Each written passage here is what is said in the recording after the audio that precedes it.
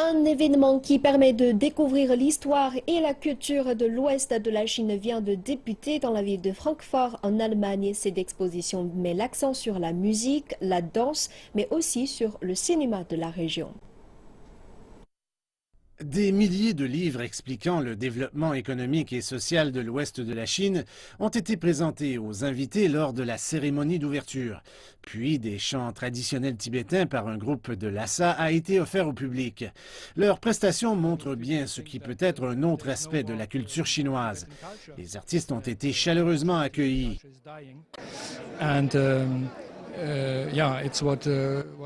Plusieurs personnes croient que la culture tibétaine n'existe plus, que la culture tibétaine est à l'agonie. C'est ce qu'ils font dire par le Dalai Lama et ceux qui le soutiennent. Ils ne savent pas qu'il y a eu un énorme développement de la culture. Ces initiatives sont très positives et prouvent que la culture tibétaine est toujours bien vivante.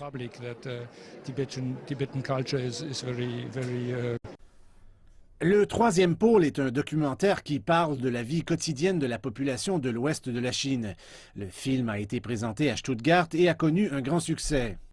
Der westliche Teil von China ist, so wie ich gehört habe, ich war leider noch nicht dort, sehr traditionnel. Je ne suis jamais allé dans l'ouest de la Chine.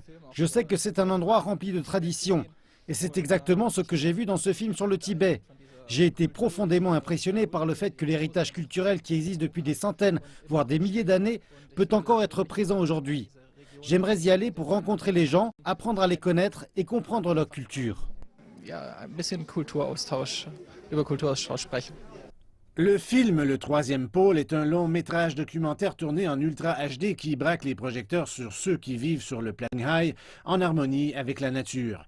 Le public allemand a été inspiré et plusieurs spectateurs veulent maintenant voir ces beautés naturelles de leurs propres yeux.